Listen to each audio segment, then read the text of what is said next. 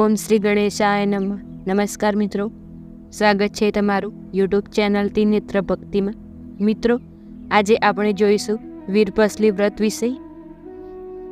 શ્રાવણ માસના કોઈપણ રવિવારે આ વ્રત લેવાય અને બીજા રવિવારે તેની પૂર્ણાહુતિ થાય છે. બહેનો પોતાના ભાઈ માટે અને કલ્યાણ માટે આ વ્રત કરે છે. બહેનને યથાશક્તિ ભેટ આપે છે. છોકરીનો સાચો ભાઈ ન હોય તો પાડોશીને સ્નેહી સંબંધીના છોકરાને ધર્મનો ભાઈ ગણી વ્રત થઈ શકે છે. એક કણબીને 7 દીકરા અને દીકરી હતી.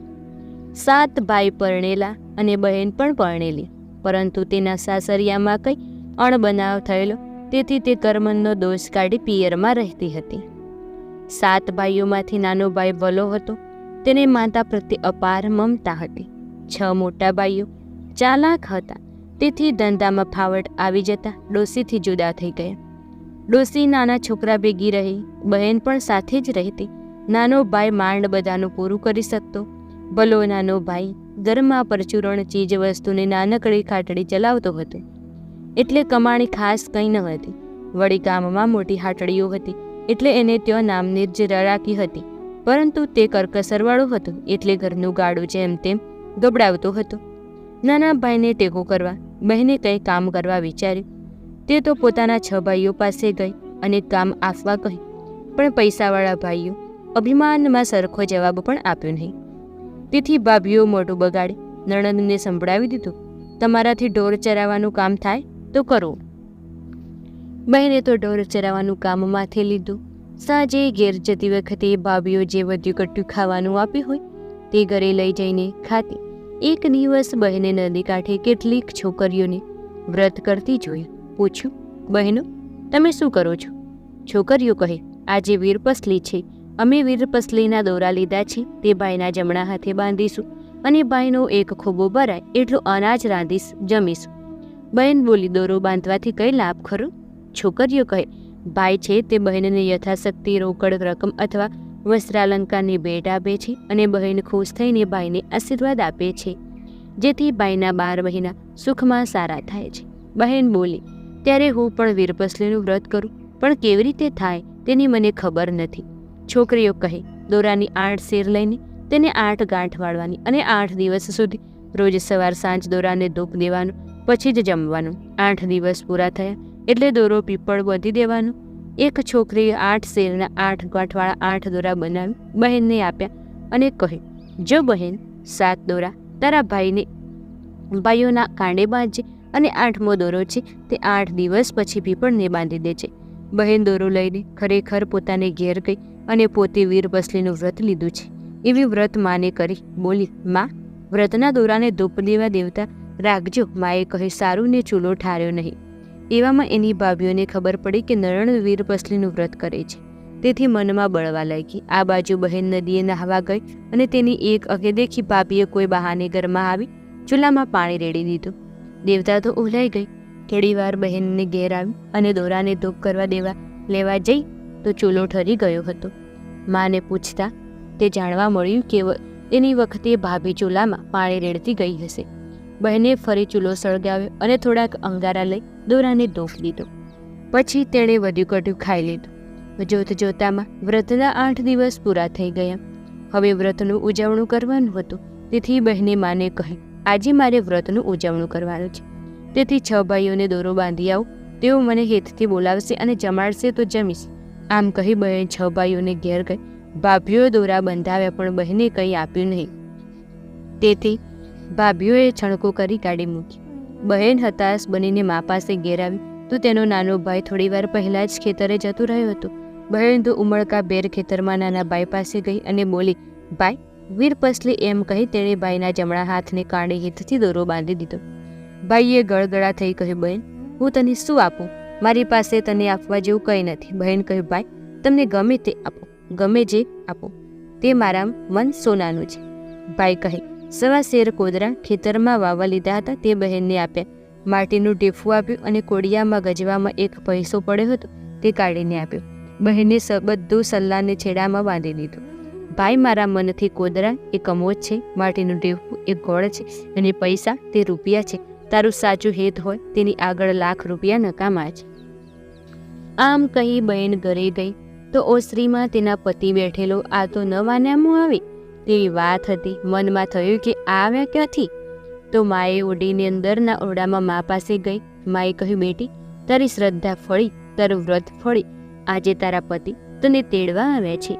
જમાઈએ જવાની ઉતાવળ કરવા માંડે. સાસુ મૂંઝાયા કે ઘણે વર્ષ દીકરી સાસરે જાય તો કંઈ આપવું તો જોઈએ ને, પણ ઘરમાં શું હતું તે આપે. બહેનની 6 ભાભીઓને ખબર પડી કે આજે નણંદ સાસરીએ જાય છે, એટલે નણંદની ઠીકડી ઉડાડવા એક સુડેલામાં સાવરણી, ફાટેલી ઈંડોળી, ગાભા અને ચીથરા ભર્યા અને તેનું પોટલું બાંધી સાસુ પાસે આવી. પોટલું આપીને બોલી, આ અમારા તરફથી બહેનને આપજો. ખેતરમાં ગયેલો નાનો ભાઈ પણ ખબર મળતા હરખ બેર ઘેર આવ્યો, પણ બહેનને આપવા જેવું તેની પાસે કંઈ ન હતું. તેથી ઉદાસ થઈ ગયો. બહેન તેના મનોભાવ સમજી ગઈ. કહેવા લાગી, ભાઈ, તે મને હેતથી 1 પૈસો આપ્યો છે તે મારા માટે 1000 રૂપિયા બરાબર છે. કોદરા આપ્યા છે તે કમોદ બરાબર છે. માટીનું ટેપું આપ્યું છે તે ગોળ બરાબર છે. ભાઈને આ સાંભળી ઘણો આનંદ થઈ ગયો.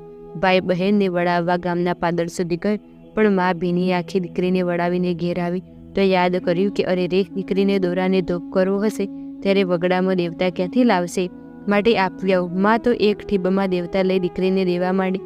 સાસુને દેવતા આપવા આવેલી જોઈ જમાઈને હસવું આવ્યું કે આ વળી શું, દેવતા દેવા માટે દોટ મૂકી? ડોશીની દીકરી કહે, નાથ, રૂડા પ્રતાપ એ દેવતાએ કે આપણો મેળાપ થયો તે શ્રદ્ધાથી વીરપસલીનું વ્રત કર્યું તેનો જ બધો પ્રતાપ છે. તેનું ઉજવણું કરવાનું બાકી છે અને દોરાને ધૂપ દેવા દેવતા જોઈએ એટલે મારી મા આપી ગઈ. પણ ગમે તે તોય માની મમતા નહીં. આગળ ચાલતા એક વાવ આવી એટલે વર વહુ પર થાક ખાવા બેઠા. પછી અંગારા પર દોરાને ધૂપ કરી વહુ વાવમાં નાહવા ઉતરી. નાહી તેણે વર પાસે સાલ્લો માંગ્યો. વરે પેલી બચકી ખોલી તો અંદર રંગબેરંગી રેશમી ચીર દીઠા. તેણે કહ્યું, આ કયા રંગના ચીર આપું? વહુ કહી, અમારે વળી હીર ચીર કેવા? વરે જુદા જુદા ચીર બતાવ્યા અને તેમાંથી ગુલાબી રંગનું ચીર કાઢીને વહુ તરફ ફેંક્યું. વહુએ પહેર્યું. તે સમજી ગઈ કે આ બધો રવા વીરપસલીનો છે. વહુએ બહાર નીકળી બીજી બચકી ખોલી તો તેમાં ગોળ, ચોખા અને સોના મોહર હતા. નાના ભાઈએ આપેલા પૈસો સોના મોહર બની ગયો હતો, માટીમાંથી ગોળ બની ગયો હતો અને કોદરા હતા તે કમોદ બની ગયા હતા. વહુ તો વિચારમાં પડી ગઈ, આ શું? પછી એણે વરને સોના મોહરો આપી ગામમાં ખાવાનું લેવા મોકલ્યું. વર ગયો તે સાથે અહીંયા વાવની જગ્યાએ ભવ્ય મહેલ ખડો થઈ ગયો. વહુ 16 શણગાર સજીને 7મા માળની બારીમાં ઊભી હતી. થોડી વારે વર આવ્યો, પણ વાવ ન જોતા મૂંઝાયો કે અહીંયા વગડામાં એકાએક મહેલ ક્યાંથી ખડો થઈ ગયો. ત્યાં તો વહુ મહેલમાં દોડી આવી અને વરના હાથમાંથી પોટલો બોલી, નાથ, આ બધો વ્રતનો પ્રભાવ છે. ચાલો મહેલમાં ઝટપટ રસોઈ કરી નાખો. વહુએ મહેલમાં ચૂલો ખોદવા માંડ્યો, પણ જો ખોદે તો સોનું જ સોનું દેખાય.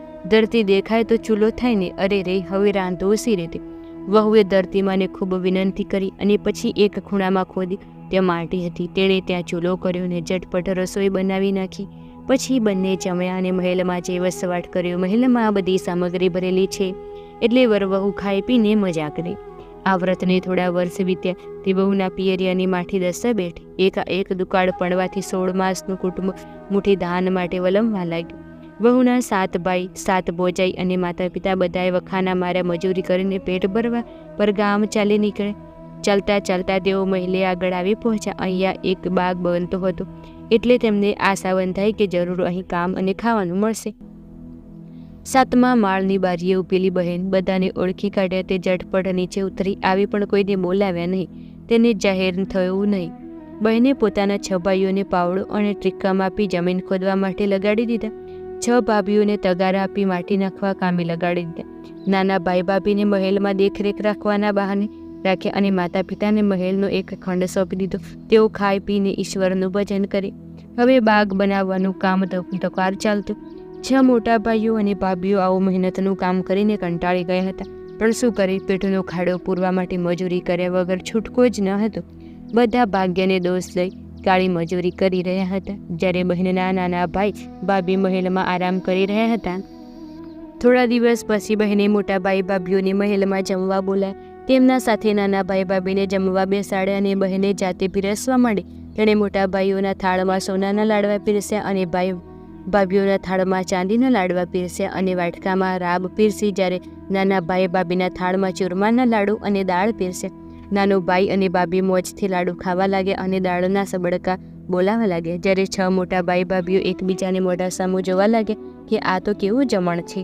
તેઓ તો બહેન ખાવા માટે આગ્રહ કર્યો એટલે ભાઈઓ બોલ્યા, બહેન સોનાના લાડવા તે ખવાય અને રાબ તો ખારી અગર લાગે તો.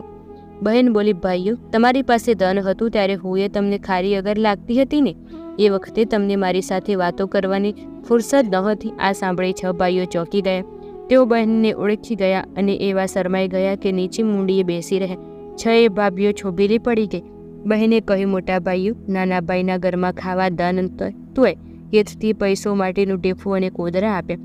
તેના પ્રતાપે હું વ્રતનું ઉજવણું કરી શકી અને વીરપસલી વ્રતના પ્રતાપે મને આ બધું સુખ સાંપડ્યું. બધાને બહેનની માફી માગી. પછી બહેને તેઓને મહેલમાં સાથે રાખી ને બધા ખાઈ પીને લહેર કરવા માંડ્યા. વીરપસલી વ્રત જેવી રીતે બહેનને ફળી એવી રીતે વ્રત કરનારે, આ કથા વાંચનારે અને સાંભળનારને ફળજો. મિત્રો, વિડીયો પસંદ આવે તો વિડીયોને લાઇક, શેર, કમેન્ટ કરજો અને ચેનલમાં નવા હોય તો ચેનલને સબસ્ક્રાઈબ જરૂર કરજો. ધન્યવાદ.